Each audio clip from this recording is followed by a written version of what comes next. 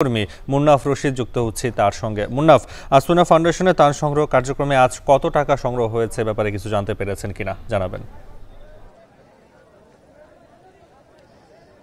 নাফি, মূলত প্রতিদিনই বিপুল পরিমাণ অর্থ থেকে শুরু করে বিভিন্ন যে নিত্য প্রয়োজনীয় সামগ্রী রয়েছে সেগুলো সংগ্রহ হচ্ছে। তো প্রতিদিনের হিসাবটা কিন্তু দিন শেষে তারা দিতে পারছে না, একদিন পরে দিচ্ছেন। সব মিলিয়ে তাদের যে লক্ষ্যমাত্রা নির্ধারণ করা হয়েছে আসুন্না ফাউন্ডেশনের পক্ষ থেকে, যে 100 কোটি টাকার যে ত্রাণ এবং পুনর্বাসনের জন্য যে লক্ষ্যমাত্রা নির্ধারণ করেছে, এই কয়েকদিনে সেই লক্ষ্যমাত্রার কাছাকাছি পৌঁছে গেছে ত্রাণ সংগ্রহ এবং যে আর্থিকভাবে যে সহায়তার বিষয়টি, সেটি কিন্তু ইতিমধ্যে 100 কোটি টাকার কাছাকাছি চলে গেছে। হয়তো বা কালকে অথবা 2-1 দিনের মধ্যেই সেই লক্ষ্যমাত্রা অর্জন হয়ে যাবে।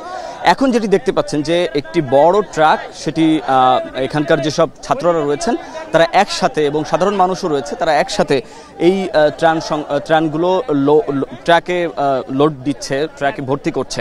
এরকম আজকে সব মিলে 6টি ট্রাক ইতিমধ্যে এখান থেকে ত্রাণ নিয়ে তারা বন্যা কবলিত এলাকায় উদ্দেশ্যে রওনা দিয়েছে, এবং এটি হচ্ছে 7 নম্বর ট্রাক। এখানে যে বস্তাগুলো রয়েছে, ত্রাণের যে বস্তাগুলো রয়েছে, এই বস্তাগুলোর মধ্যে মূলত 10 কেজি চাল রয়েছে, 2 কেজি ডাল রয়েছে, 2 লিটার তেল রয়েছে, এবং খেজুর রয়েছে 1 কেজির বেশি, লবণ রয়েছে 1 কেজি। মূলত খেজুরকে তারা বেশি প্রাধান্য দিচ্ছে, কারণ খেজুর হচ্ছে খাদ্যের ঘাটতি অনেকটা মেটাতে সক্ষম, এই জন্য খেজুরকে তারা বেশি প্রাধান্য দিচ্ছে।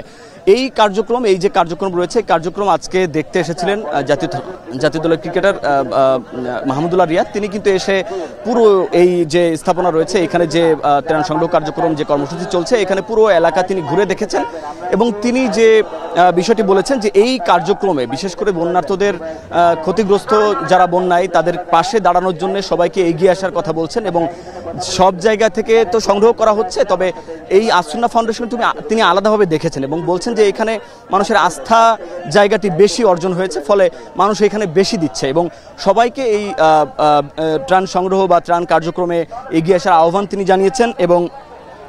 এবং যে এই কার্যক্রমে তিনি কিন্তু ইতিমধ্যে সহায়তাও করেছেন, কিন্তু তিনি গণমাধ্যম বা সবাইকে তার সেই পরিমাণটা বা কি পরিমাণ তিনি সহযোগিতা করেছেন সেটি উল্লেখ করেননি।